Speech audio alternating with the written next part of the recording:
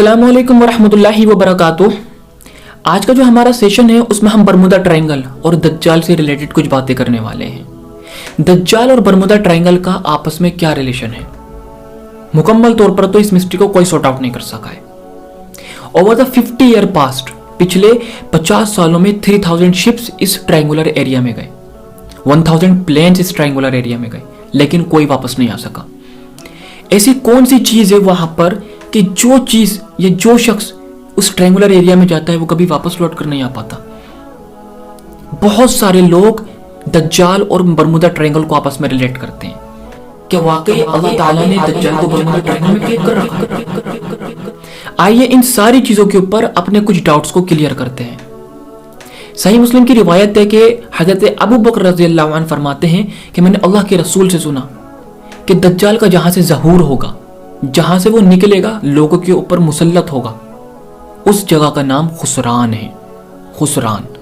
और present time में अगर हम देखें तो खुसरान ईरान का एक जिला है जहां से वो निकलेगा, और उसको जहां पॉपुलैरिटी मिलेगी, जहां से लोगों के इल्म में ये बात आने लगेगी कि दज्जाल का ज़हूर हो चुका है, वो इराक और मुल्क शाम के बीच कोई एक जगह है जहां से वो मशहूर होगा, जहां से उसको शोहरत मिलेगी।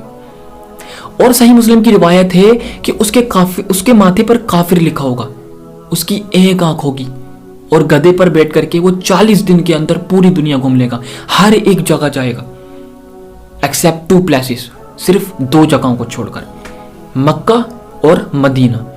अल्लाह ताला ने ये दोनों जगहें दज्जाल के लिए हराम कर रखी हैं। अगर वो इनमें घुसना भी चाहे तो उसे फरिश्तों की एक पूरी टीम से सामना करना पड़ेगा, जो कि वो नहीं कर सकता। अब अल्लाह ताला ने हदीस के जरिए हमें यह बता दिया कि वो कहां से जाहिर होगा, उसे कहां से शोहरत मिलेगी, उसकी सवारी क्या होगी, वो पूरी दुनिया कितने दिन में घूम लेगा, उसको अल्लाह ताला ने क्या क्या पावर्स दे रखी होंगी, वो कैसा दिखता होगा। इन सारी चीजों को अल्लाह ताला ने हदीस के जरिए हमें वाज़ेह कर दिया। लेकिन सब लोग ये जानना चाहते हैं कि एग्जैक्टली दज्जाल मौजूद कहां है, अल्लाह ने उसे कहां कैद कर रखा है। सब लोग ये जानना चाहते हैं। और बहुत सारे लोगों का ये कहना है कि दज्जाल को अल्लाह ताला ने बरमुदा ट्रायंगल में कैद कर रखा है। इट मे बी पॉसिबल, बिल्कुल हो सकता है कि दज्जाल वाकई बरमुदा ट्रायंगल में कैद हो।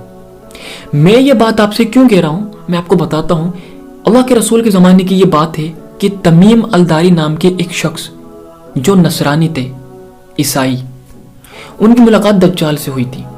और दज्जाल से मुलाकात पर दज्जाल ने उनको कुछ ऐसी बातें पूछी, कुछ ऐसी बातें बताई जिनको सुनकर के तमीम अलदारी अल्लाह और उसके रसूल के ऊपर ईमान ले आए थे और उन्होंने इस्लाम कबूल कर लिया था। आपने अल्लाह के रसूल को आकर के बताया कि मैं 30 लोगों के साथ एक सफर पर रवाना हुआ था, समुद्री सफर में अपने जहाज पर, और कुछ वक्त आगे चलने के बाद एकदम से मौसम खराब होने लगा। बादलों का एक बहुत बड़ा झुंड आपकी तरफ को आने लगा, मानो कि एक बहुत बड़े तूफान से आप सब लोगों का सामना होने वाला हो।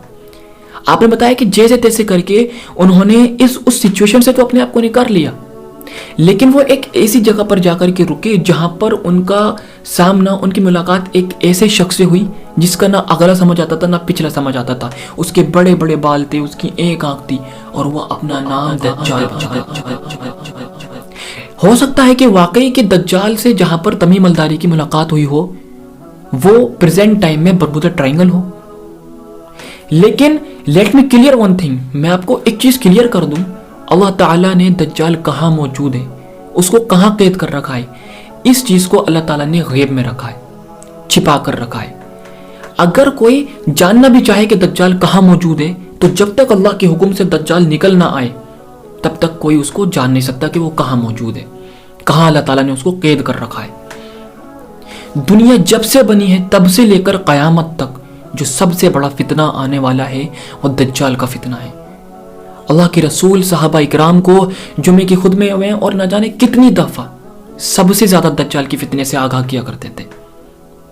अल्लाह ताला हमें दज्जाल से और दुनिया के हर फितने से अपनी पनाह में रखे और हमारा खात्मा ईमान पर करे।